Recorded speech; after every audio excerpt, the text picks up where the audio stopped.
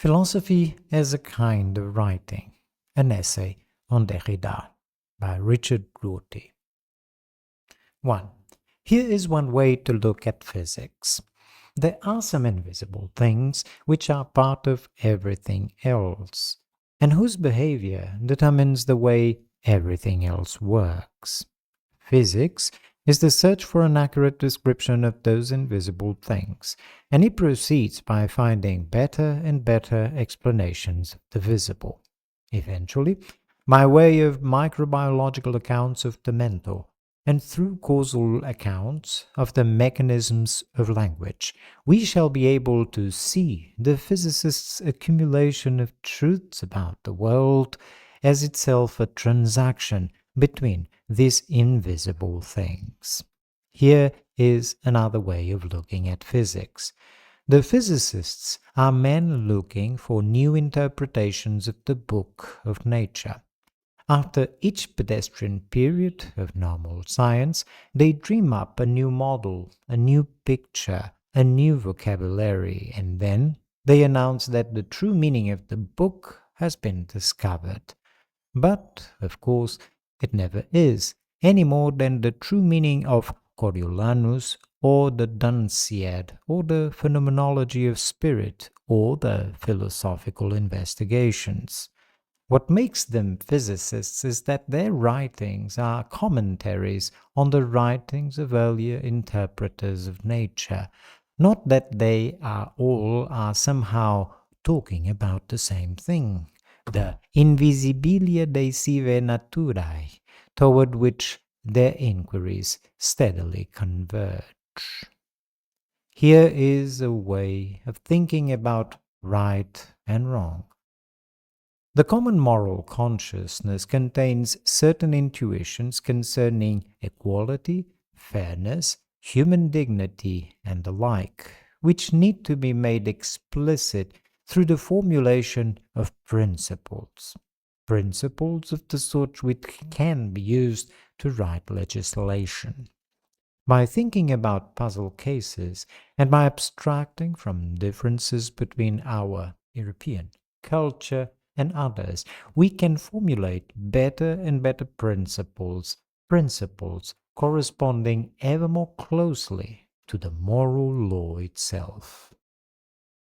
Here is another way of thinking about right and wrong. The longer men or cultures live, the more phronesis, wisdom, they may, with luck, acquire.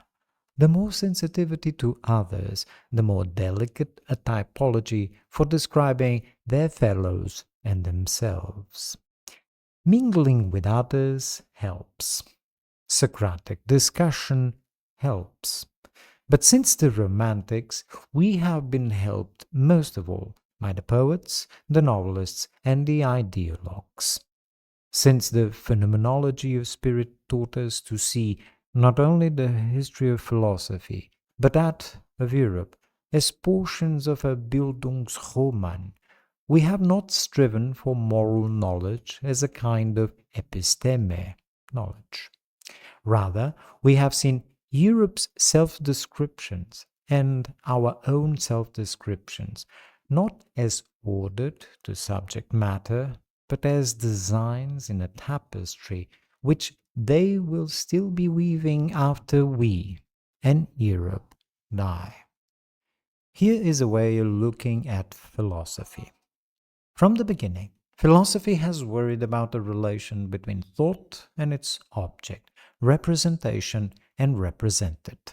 The old problem about reference to the inexistent, for example, has been handled in various unsatisfactory ways because of a failure to distinguish proper philosophical questions about meaning and reference from extraneous questions motivated by scientific, ethical, and religious concerns.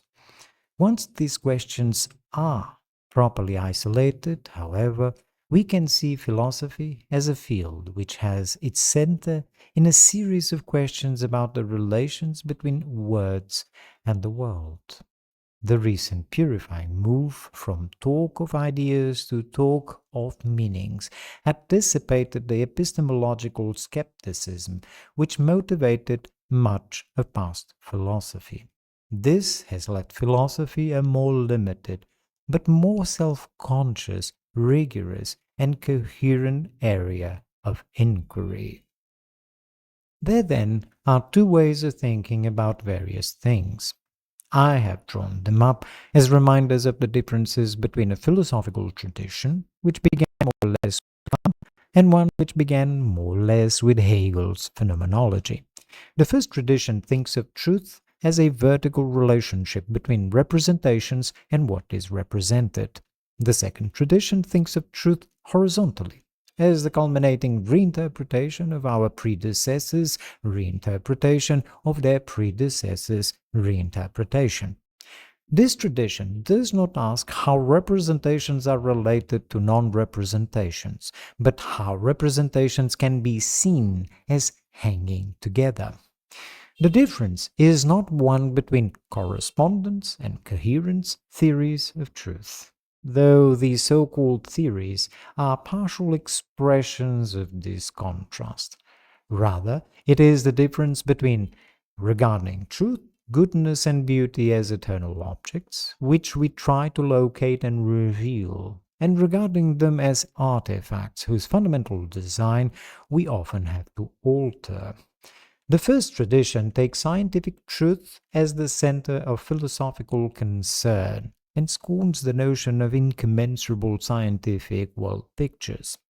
It asks how well other fields of inquiry conform to the model of science. The second tradition takes science as one, not especially privileged nor interesting, sector of culture, a sector which, like all the other sectors, only makes sense when viewed historically.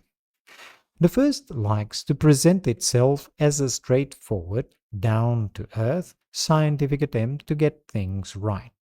The second needs to present itself obliquely, with the help of as many foreign words and as much elusiveness and name-dropping as possible. Neo-Kantian philosophers like Putin, Strawson, and Rawls have arguments and theses which are connected to Kant's by a fairly straightforward series of purifying transformations, transformations which are thought to give clearer and clearer views of the persistent problems.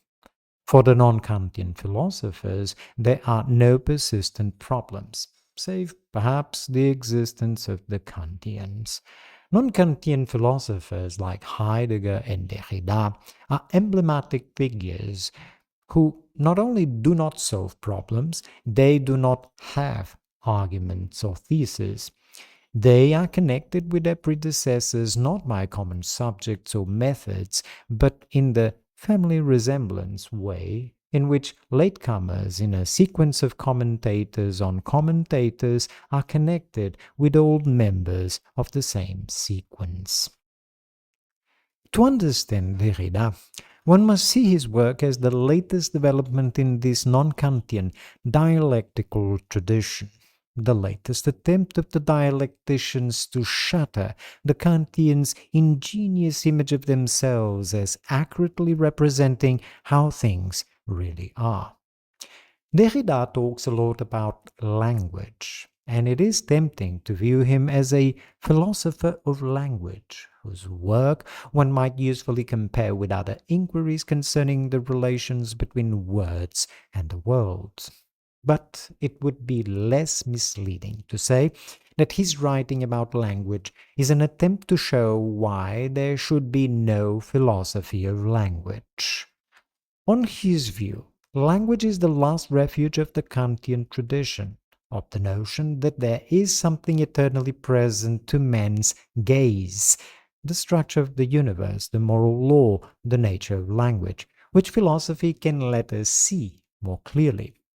The reason why the notion of philosophy of language is an illusion is the same reason why philosophy, Kantian philosophy, philosophy as more than a kind of writing, is an illusion. The 20th century attempt to purify Kant's general theory about the relation between representations and their objects by turning it into philosophy of language is, for Derrida, to be countered by making philosophy even more impure, more unprofessional, funnier, more elusive, sexier, and above all, more written.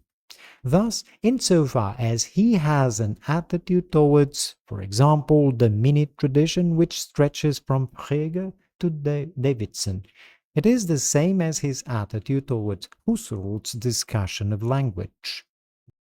The attitude, roughly, is that most 20th century concern with language is Kantian philosophy in extremis, a last desperate attempt to do on a pathetically small scale what Kant, and before him Plato, attempted to do on a large scale.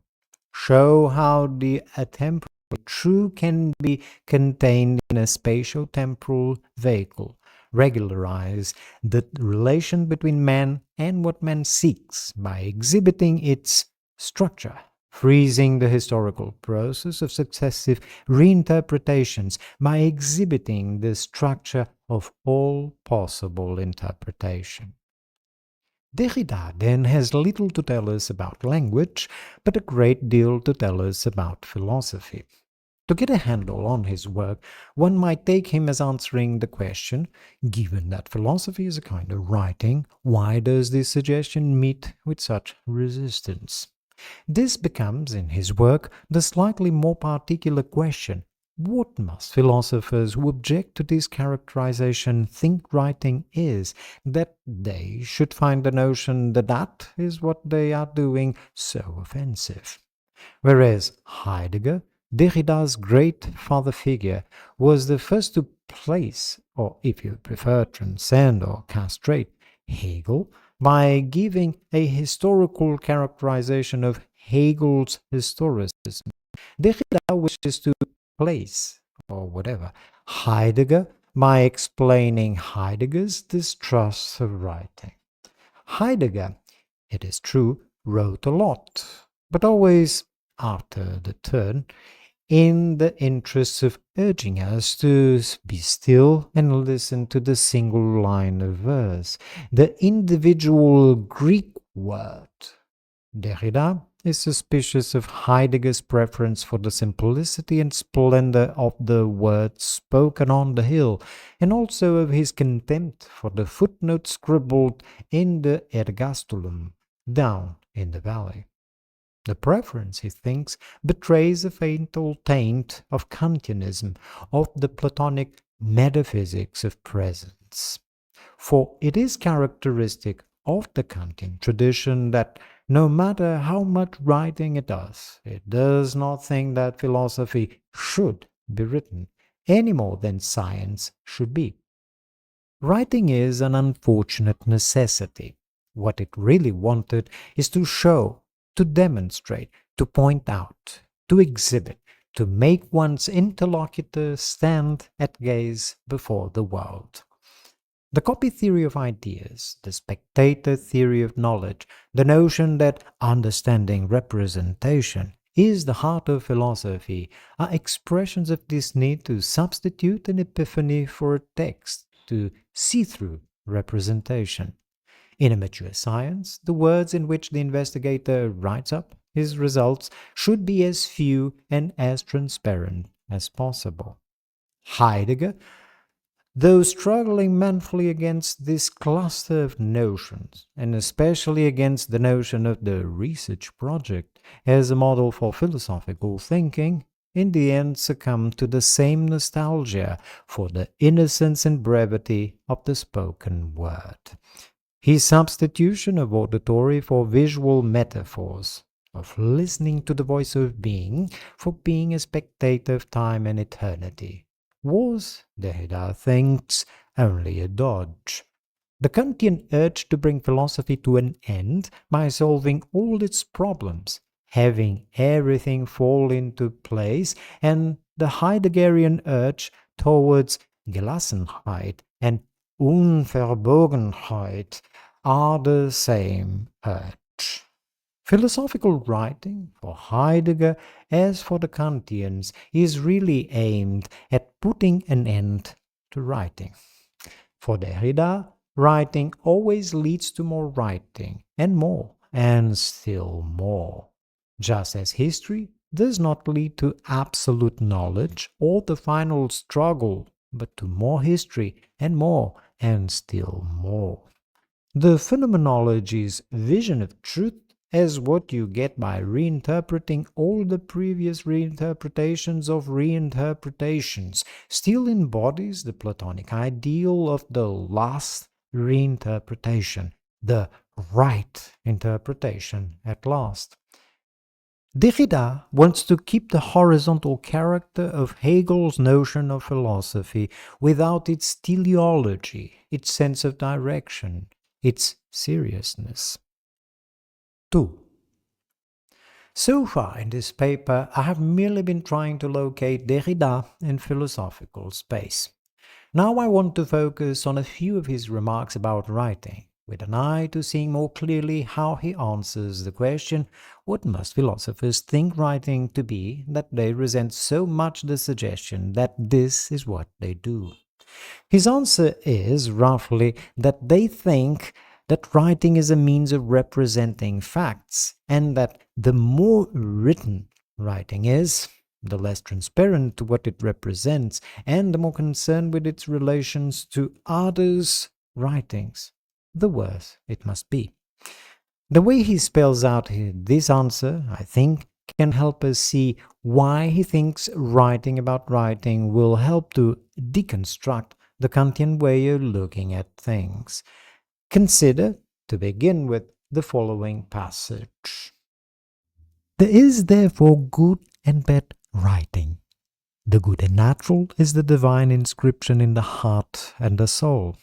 The perverse and artful is technique exiled in the exteriority of the body, a modification well within the Platonic diagram, writing of the soul and of the body, writing of the interior and of the exterior, writing of conscience and of the passions, as there is a voice of the soul and a voice of the body.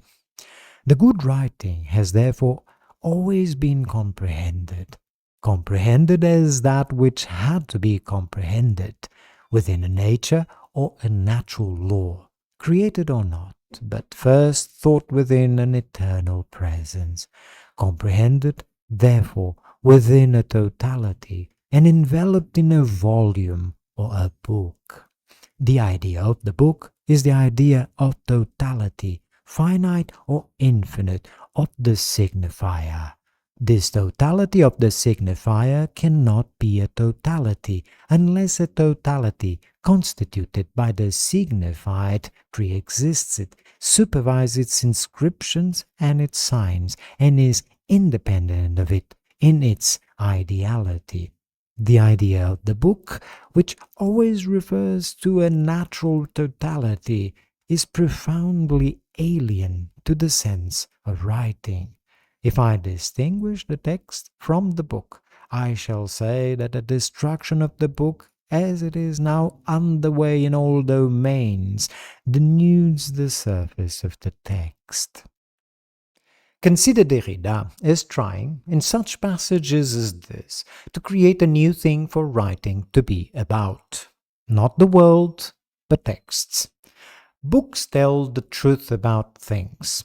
Texts comment on other texts, and we should stop trying to test texts for accuracy of representation. Reading cannot legitimately transgress the text towards something other than it, toward the referent, a reality that is metaphysical, historical, psychobiographical, etc., or toward a signifier outside the text, whose content could have taken place outside of language, that is to say, in the sense we give here to the word, outside of writing in general. There is nothing outside of the text. Derrida regards the need to overcome the book The notion of a piece of writing as aimed at accurate treatment of a subject, conveying a message which, in more fortunate circumstances, might have been conveyed by ostensive definition or by injecting knowledge straight into the brain, as justifying his use of any text to interpret any other text. The most shocking thing about his work, even more shocking than, though not so funny as, his sexual interpretations of the history of philosophy, is his use of multilingual puns, joke etymologies, allusions from anywhere to anywhere, and phonic and typographical gimmicks. It is as if he really thought that the fact that, for example, the French pronunciation of Hegel sounds like the French word for eagle was supposed to be relevant for comprehending Hegel. But Derrida does not want to comprehend Hegel's books.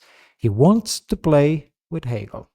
He doesn't want to write a book about the nature of language. He wants to play with the texts which other people have thought they were writing about language. At this point, one can imagine serious-minded philosophers on both sides of the channel murmuring about idealism. There is a deep terror among Kantian philosophers of a certain job-related health hazard.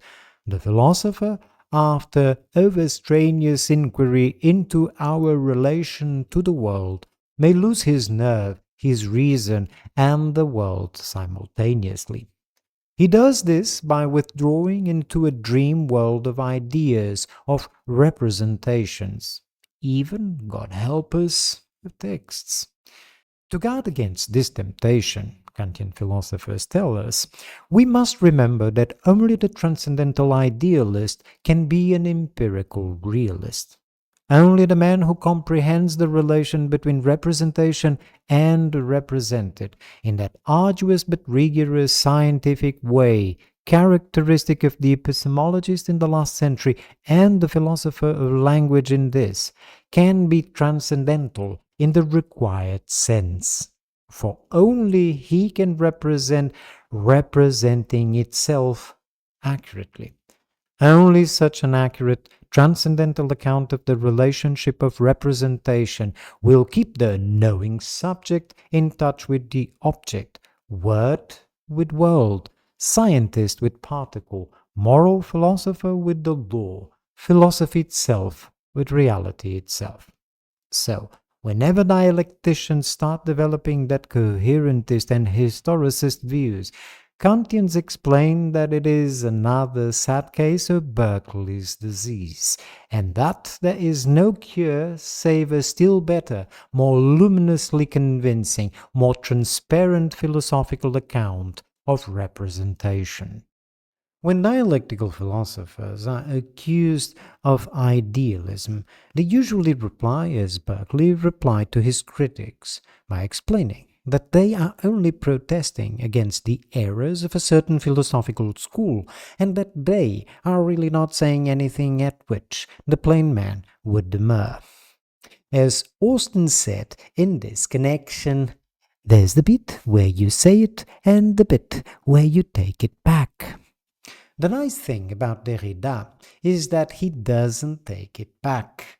He has no interest in bringing his philosophy into accord with common sense. He is not writing a philosophy. He is not giving an account of anything. He is not offering a comprehensive view of anything. He is not protesting against the errors of a philosophical school. He is, however, protesting against the notion that the philosophy of language, pursued realistically as the study of how language hooks on to the world, is something more than one more quaint little genre, that it is first philosophy. But the protest is not because he has a different candidate for the position of first philosophy. It is against the notion of first philosophy. He could, if he liked, say that he, too, can pass judgments within this genre, that he recognizes better and worse realistic philosophy of language, that he agrees with all up-to-date philosophers of language that Strawson and Searle were terribly wrong about the reference of proper names and so on. But what he really wants to do is to say, you used to think that it was terribly important to get meaning and reference and all that right. But it isn't. You only thought that because... He might be compared with a secularist who says not, there is no God, but rather, all this talk about our relation to God is getting in our way. James, when he said that the true is what is good in the way of belief, was simply trying to debunk epistemology. He was not offering a theory of truth. So Derrida, when he says il n'y a pas hors texte, is not putting forward an ontological view. He is trying to debunk Kantian philosophy generally. Well then, one might reply, he does take it back. For he admits that all this stuff about there not being any such thing as accuracy of representation is metaphorical, just a way of speaking. But why doesn't he say what he means? Why doesn't he come right out and tell his views about language and about reality? To this, one can only reiterate that Derrida is in the same situation in regard to language that many of us secularists are in regard to God. It isn't that we believe in God or don't believe in God, or have suspended judgment about God, or consider that the God of theism is an inadequate symbol of our ultimate concern. It is just that we wish we didn't have to have a view about God. It isn't that we know that God is a cognitively meaningless expression, or that it has its role in a language game other than the fact stating, or whatever. We just regret the fact that the word is used so much. So it is for Derrida with the vocabulary of Kantian philosophy. His attitude towards is a worry about the relation between subject and object, representations and the real, is like the Enlightenment attitude towards centuries of worry about the relation between God and man, faith and reason. Indeed, for Derrida as for Heidegger, these worries are all the same worry. The worry that we may lose touch with certain exigencies, conformity with which is the whole duty of man. For Derrida, as for Freud, these are all forms of the worry about what our fathers require of us. For Derrida, as for Sartre, these are all forms of the attempt to know oneself by transforming oneself into a knowable object, an être en soi, which obeys the laws of its kind. So, to sum up the gloss I want to put upon the texts I have quoted from Derrida. Derrida is trying to do for our highbrow culture what secularist intellectuals in the 19th century tried to do for theirs.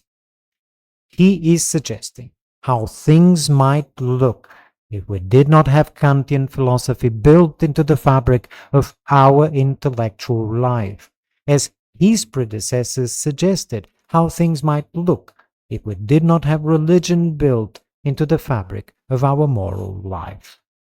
The secularists I speak of were continually assailed by the question, what argument do you have for not believing in God?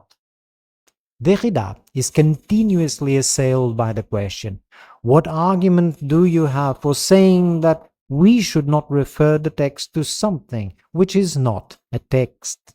Neither has any interesting arguments, because both are not working by the same rules as their opponents.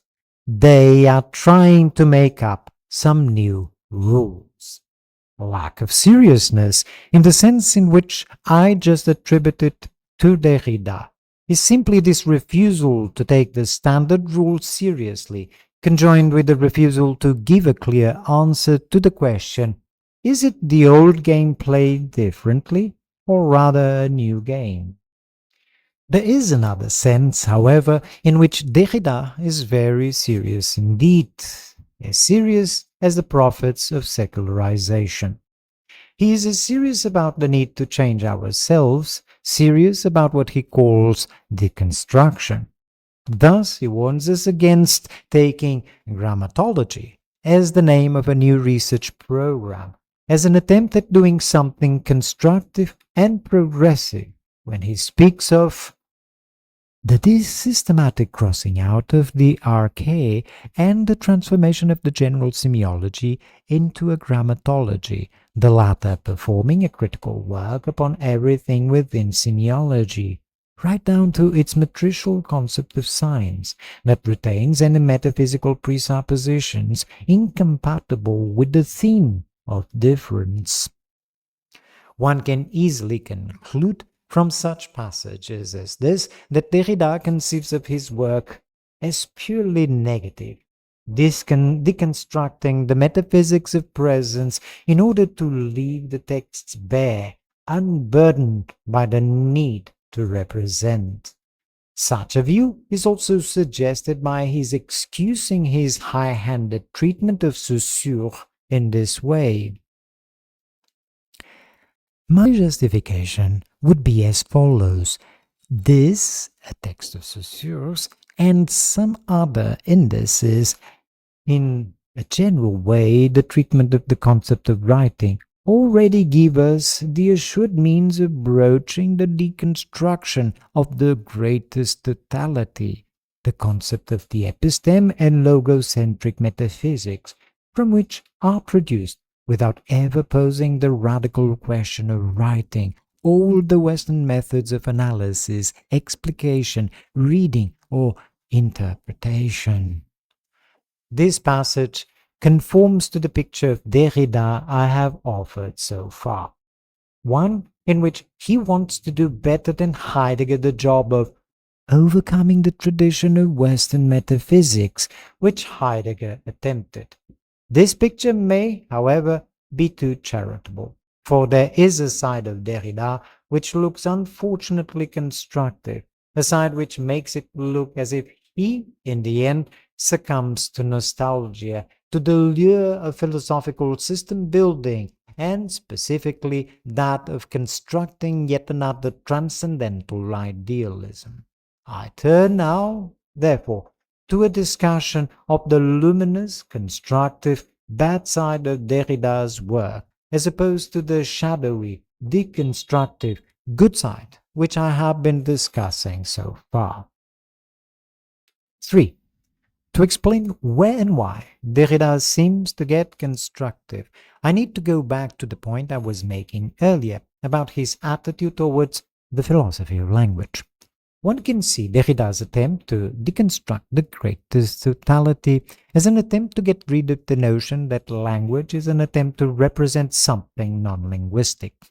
He is taking the Wittgensteinian doctrine, which Seller calls psychological nominalism, the doctrine that all awareness is a linguistic affair, to its extreme. But he sees the recent attention to language as a general subject matter of inquiry, comparable in scope to God, nature, history, or man, as a kind of pseudo-nominalism.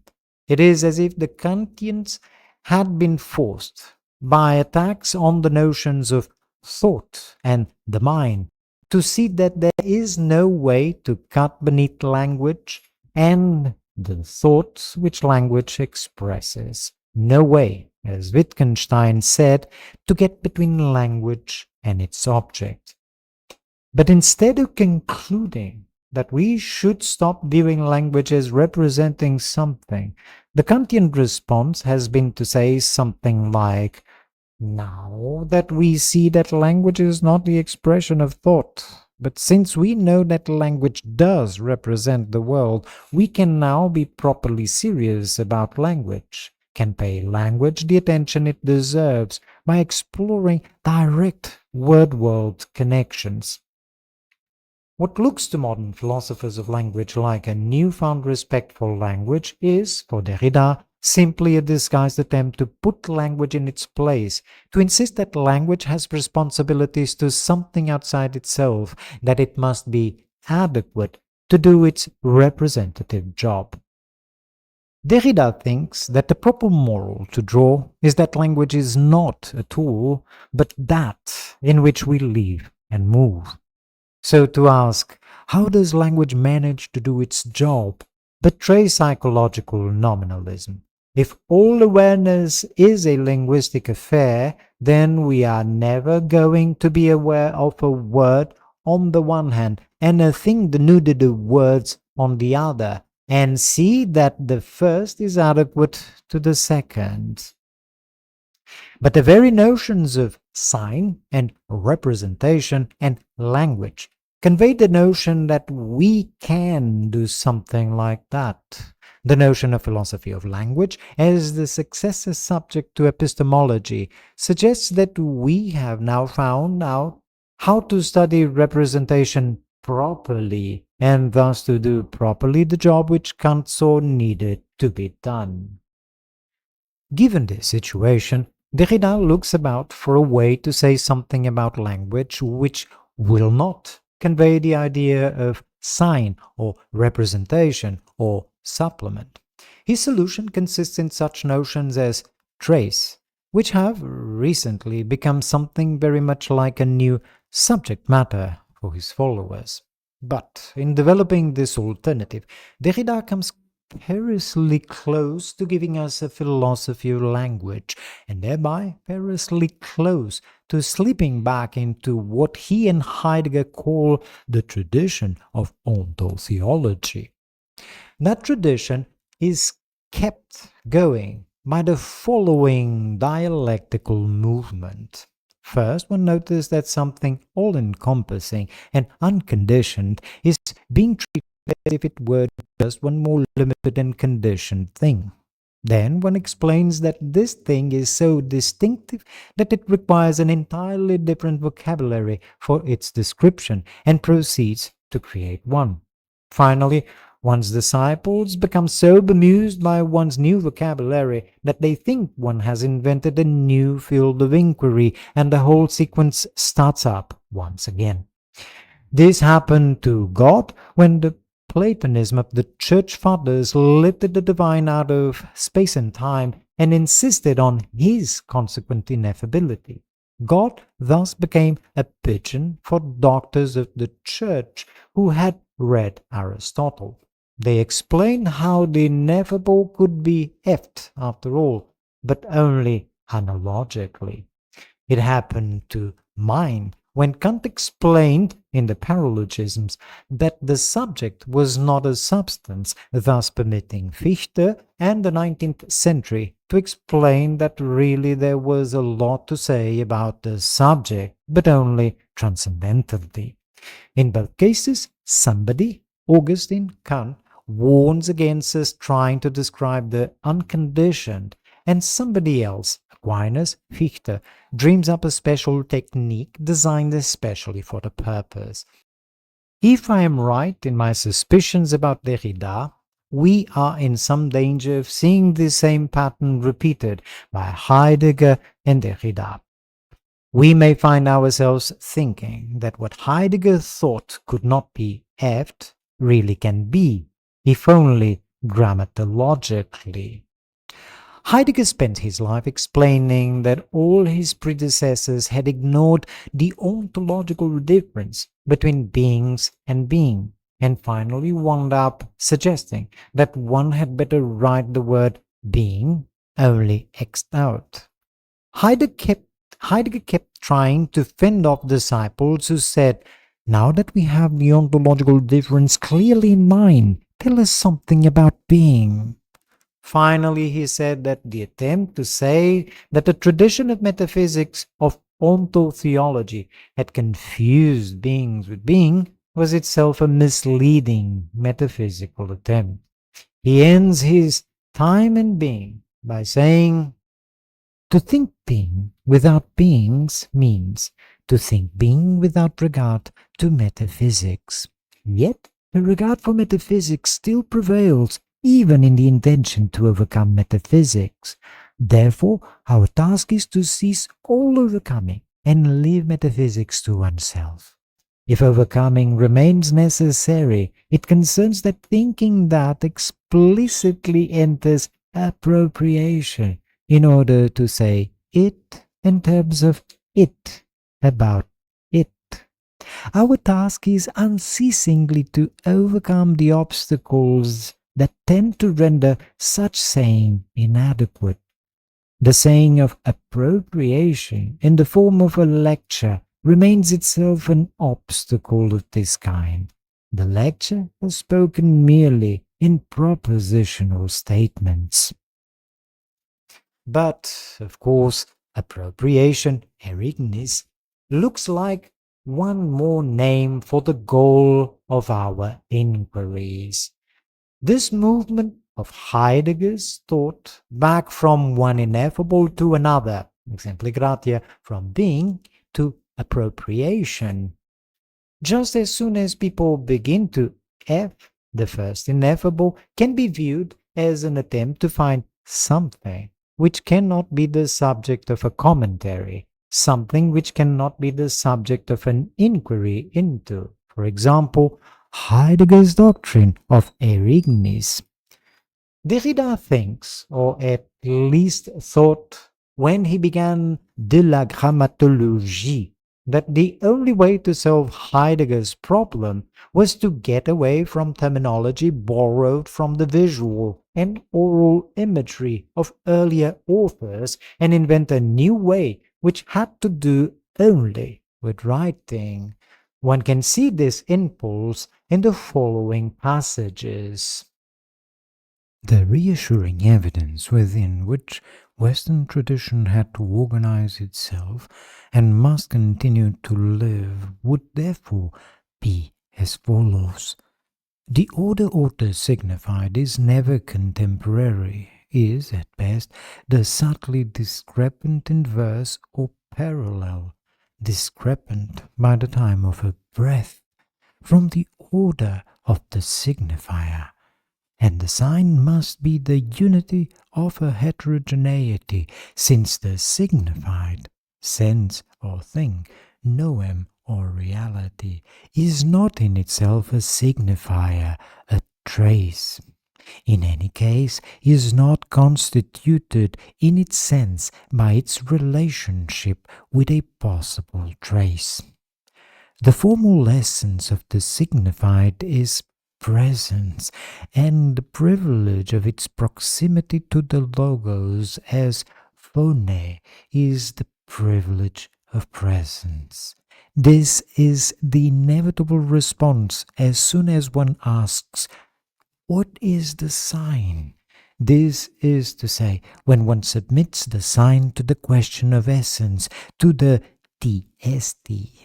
The formal essence of the sign can only be determined in terms of presence. One cannot get around that response except by challenging the very form of the question and beginning to think that the sign is that ill-named thing, the only one that escapes the instituting question of philosophy, what is? What should give one pause in this passage is the phrase, the only one. It is as if Derrida thought he had done the one thing Heidegger failed to do. Find the one word which cannot be the subject of a commentary, a PhD thesis on Derrida's doctrine of the sign, the one expression of the unconditioned which nobody will ever be able to treat as if it were the name of one more conditioned. In the following passage, also one can see such a notion.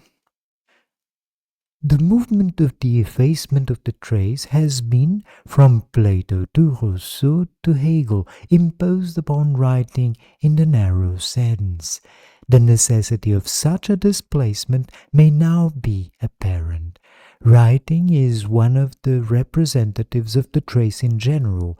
It is not the trace itself. The trace itself does not exist. To exist is to be, to be an entity, a being present to own. One can comment cynically on this passage that if you want to know what notion takes the place of God for a writer in the ontotheological tradition, always look for the one which he says does not exist. That will be the name of the ineffable, of what can be shown but not said, believed but not known, presupposed but not mentioned, that in which we live and move and have our being. It is the need to express the unconditioned while realizing that it is inexpressible, which brings us to the point described by Wittgenstein. Sometimes in doing philosophy, one just wants to utter an inarticulate sound. But what will not prevent somebody writing a thesis on or whatever sound one makes?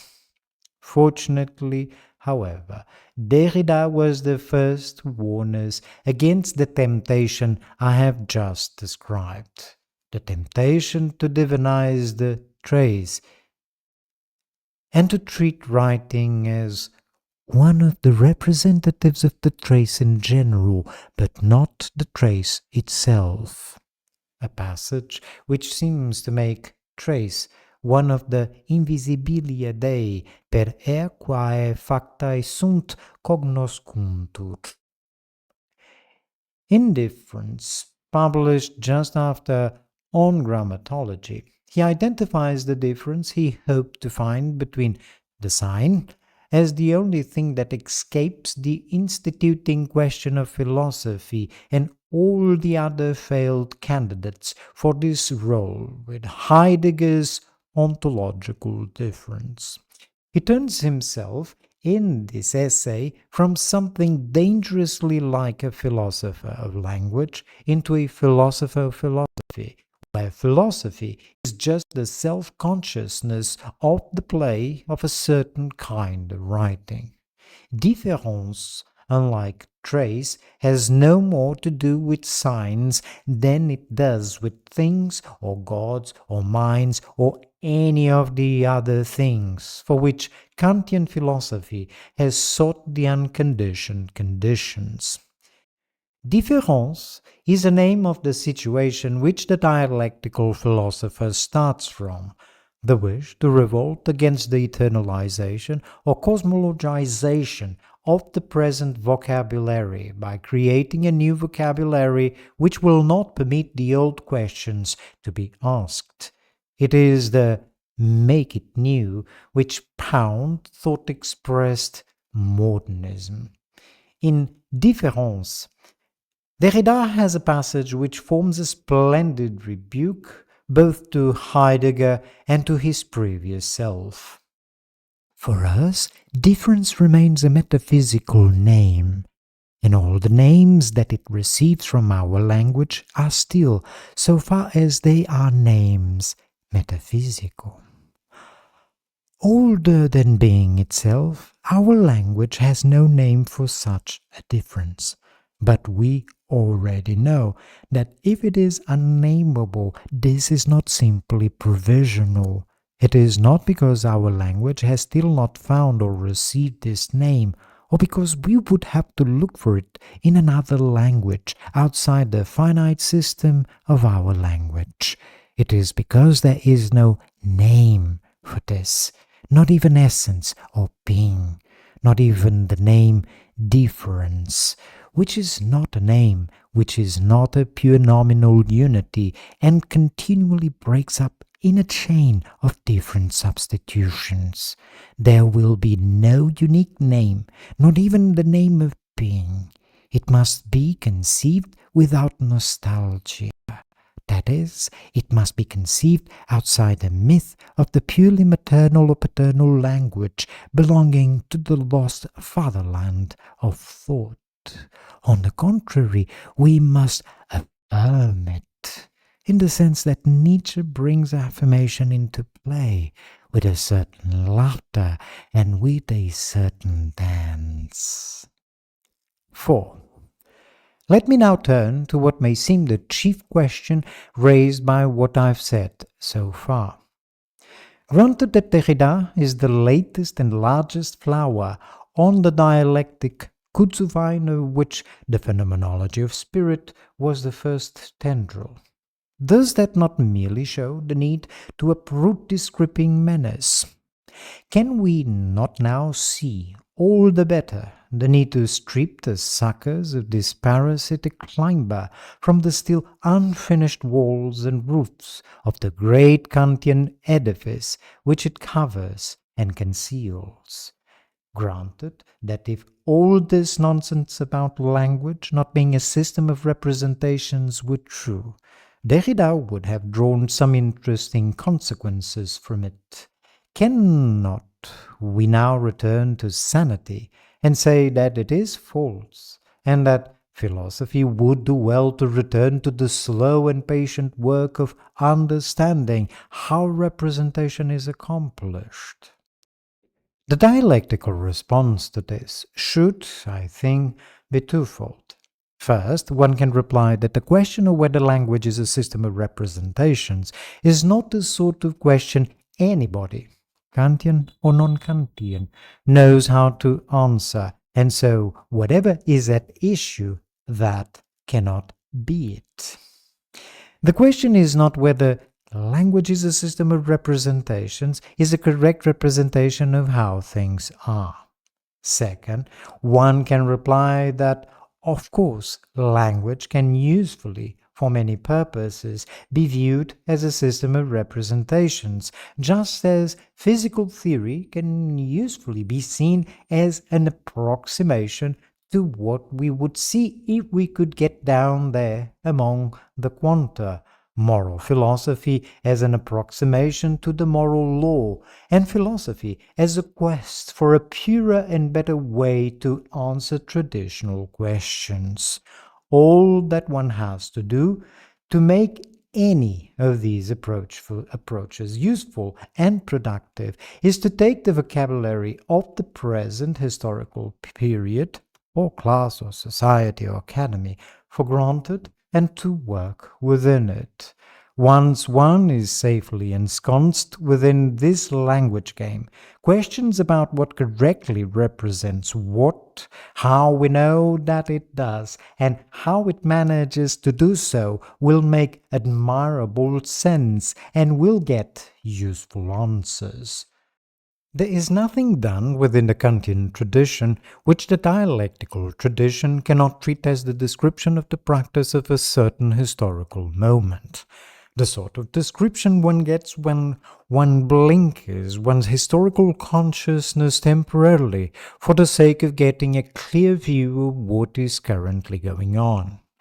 The traditions come into real conflict only when the Kantian tradition cosmologizes and eternalizes its current view of physics, or right or wrong, or philosophy, or language. Thus, for example, if we freeze physics at a period of what Kuhn calls normal science, we can describe the practice of justifying theories in terms of a determinate observation language, meaning rules and canons of theory choice. If we try to bring this heuristic apparatus to bear on all the things that might count as explaining nature in various periods and cultures, however, we either become viciously anachronistic or fall into pointless puzzlement about exempli gratia, criteria for change of reference of theoretical terms. Analogously, if we take as data a range of assertions running the gamut from "the cat is on the mat" to "the particle went through the left-hand slit," we may be able to construct an account of the contribution of the parts of the expressions to the wholes, and of the conditions under which a language user would be justified in employing them. We go wrong only when we invoke this account to be condescending about or be baffled by such assertions as caloric fluid is just a lot of moving molecules, language speaks man, or God's essence is his existence. If we then try to be systematically invidious or reductive by talking about literal versus metaphorical or non-statement making uses of declarative sentences or the like, then philosophy of language will begin to seem relevant to epistemology, controversial, and essential to our self-understanding. It will also seem to come into conflict with the sort of thing that Heidegger and Derrida are telling us.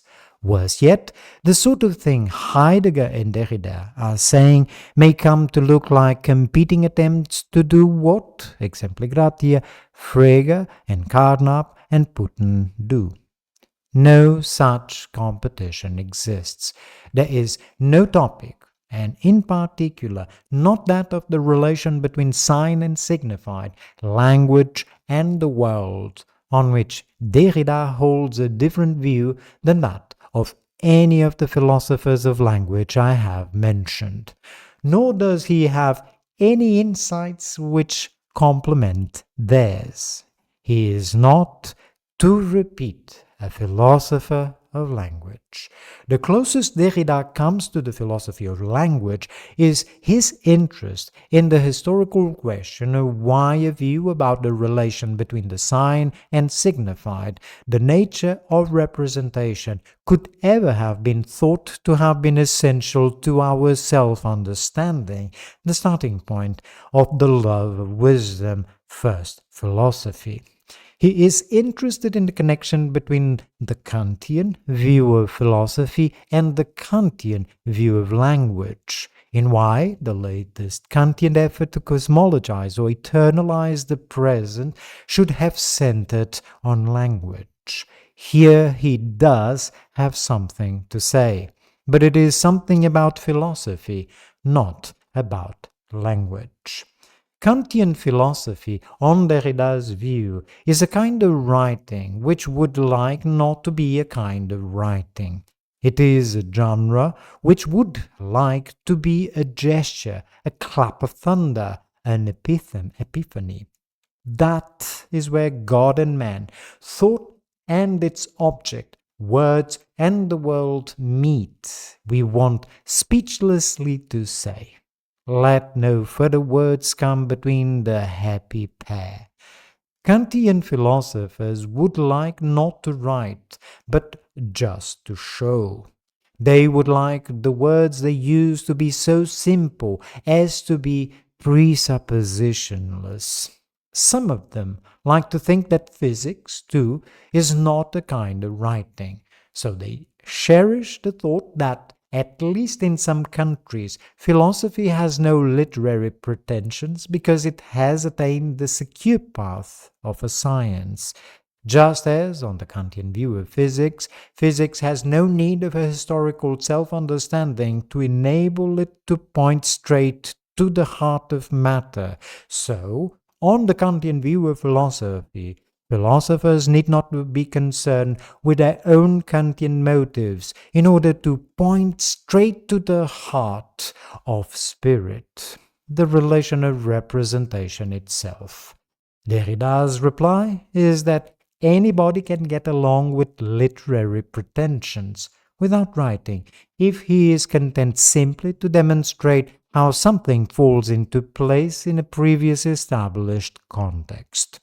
In normal physics, normal philosophy, normal moralizing or preaching, one hopes for the normal thrill of just the right piece fitting into just the right slot, with a shuddering resonance which makes verbal commentary superfluous and inappropriate. Writing, as Derrida says in commenting on Rousseau, is to this kind of simple getting it right, as masturbation is to standard, solid, reassuring sex. This is why writers are thought effete in comparison with scientists, the men of action of our latter days. The important thing to notice is that the difference between the two forms of activity is not subject matter, not, for instance, a matter of the difference between the flinty particles of the hard sciences and the flexible behavior of the soft ones, but rather is determined by normality or abnormality. Normality, in this sense, is accepting without question the stage setting in the language which gives demonstration, scientific or ostensive, its legitimacy. Revolutionary scientists need to write, as normal scientists do not. Revolutionary politicians need to write, as parliamentary politicians do not. Dialectical philosophers like Derrida need to write, as Kantian philosophers do not. The Freudian distinction between the normal and the abnormal, drawn with the concreteness which is given by Derrida's exhibition of the sexual overtones of most metaphilosophical debate, seems to me just what is needed to be properly playful about the difference between the Kantians and the Hegelians. If one thinks of this difference as that between the partisans of eternity and of time, of those of theory and of practice, nature and history, permanence and change, intellect and intuition, the sciences and the arts, it all looks too momentous, too much as if there were a serious and debatable issue around. The issue between Kantian and non-Kantian philosophy is, I think, about as serious as the issue between normal and deviant sexual practices. It is, to be sure, an issue upon which men may well feel their identity and their integrity depend. Men, rather than people, since taking how and what one does in bed as definitive of one's being seems a specifically masculine trait. So, it is not unserious in the sense of unimportant, but it is not a serious issue in the sense of a debatable one, on which there is much to be said on both sides. It is not an issue which we ought all to pitch in and try to resolve in some more discursive way than massacring the opposition. Indeed, we had better not, for if the issue were ever resolved, there might not be any more philosophy, or any more interesting writing at all. Philosophy is, after all, dominatrix disciplinarum, if no longer regina scientiarum. Nobody does any really written writing without timidly hoping that what he writes may have philosophical implications. Similarly, if the difference between normal and deviant sex ever got settled, not by massacre, but by rational demonstration of the moral superiority of one side or the other, or of their being morally equivalent, then it is not clear that sex would matter nearly as much as it does now. When Freud told us that we had sexual repression to thank for the hang-ups of the neurotics who created European culture, he meant exactly what he said. If Derrida is on the right track in his post-grammatology treatment of philosophical texts, we can be a bit more specific about just how this culture was fed by sublimated sexuality. The Kantian versus non-Kantian contrast now appears as that between the man who wants to take and see things as they are, and thus make sure that the right pieces go in the right holes, and the man who wants to change the vocabulary presently used for isolating pieces and holes. This helps us to see why the dialectic of the conditioned and the unconditioned the effable and the ineffable, has the peculiar thrill that it does. Unspeakable possibilities, unmentionable acts are those which are spoken and mentioned in the new, revolutionary, Hegelian, abnormal vocabulary. Sartre's account of the attempt of the philosopher to become God by recreating himself as a pour soi en soi joins up with Freud's to suggest that the Kantian tradition plays the role in recent European culture of the normal man, the man whose respect for the law is such that he would wish the natural and the moral law to be as one. This Freudian twist also helps us see why, even given the compatibility of, exempli gratia, everything which Derrida says and everything Quine says, we cannot relax and split the difference. We cannot just let Kantians have their self-eliminating kind of writing and the Hegelians their self-extending kudzu-like alternative kind. Being conciliatory in this way would obstruct the fact that these traditions live each other's death, die each other's life. The same relation which holds between normal and abnormal sex. The dialectician will always win if he waits long enough, for the Kantian norm will in time become tedious, full of enemy and anomaly. The Kantian, on the other hand, escapes triviality and achieves self-identity and self-conscious pride only by the contrast between his mighty deeds and the mere words of the dialectician. He is no effete parasite, but one who does his share in the mighty time-binding work of building the edifice of human knowledge, human society, the city of real men. The non-Kantian knows that the edifice will itself one day be deconstructed, and the great deeds reinterpreted and reinterpreted again and again. But, of course, the non-Kantian is a parasite. Flowers could not sprout from the dialectical vine unless there were an edifice into whose chinks it could insert its tendrils. No constructors, no deconstructors, no norms, no perversions. Derrida, like Heidegger, would have no writing to do unless there were a metaphysics of presence to overcome. Without the fun of stamping out parasites, on the other hand, no Kantian would bother to continue building. Normal philosophers need to think, for example, that in forging the powerful tools of modern analytic philosophy, they are developing weapons to ensure victory in the coming final struggle with the decadent dialecticians. Everybody needs everybody else.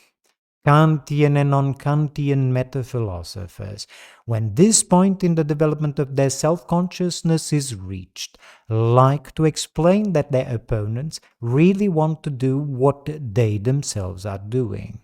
The Kantians think of the non-Kantian as somebody who would like to have a proper, disciplined, philosophical view about, exempli gratia, words and the world, but can't quite manage to get it together into a coherent, rigorous form. The Hegelian likes to think that there is not really a contrast between the vine and the edifice it covers. Rather, the so-called edifice is just accumulated deadwood, parts of the great vine itself, which once were fresh and flower-laden, but now have come to lie in positions which suggest the outlines of a building. So, the normal man sees the abnormal as not quite up to it, more to be pitied than censured. The abnormal sees the normal as someone who never had the courage to come out, and so died inside, while his body lived on. more to be helped than despised. This kind of crosstalk can continue indefinitely. Derrida's point, I take it, is that crosstalk is all that we are going to get, and that no gimmick like the new science of grammatology is going to end or aufheben it. Once one thinks of philosophy as a kind of writing, one should not be surprised at this result. For to think this is to stop trying to have a philosophy of language, which is first philosophy, a view of all possible views, an episteme, epistemes, knowledge of knowledge, a bootstrap, self-elevation to a point from which all past and future writing can be seen as contained within a permanent framework. Only one who had levitated to such a point would have the right to look down on writing, to view it as a second best, like Plato, or as an abnormal activity to which sin has condemned him, like Rousseau, or as something which a discipline can dispense with on reaching the secure path of a science. Derrida's polemic against the notion that speech is prior to writing should be seen as a polemic against what Sartre calls bad faith, the attempt to divinize oneself by seeing in advance the terms in which all possible problems are to be set and the criteria for their resolution. If the logocentric Platonic notion of speech as prior to writing, right, there might be a last word. Derrida's point is that no one can make sense of the notion of a last commentary, a last discussion note, a good piece of writing which is not an occasion for a better peace.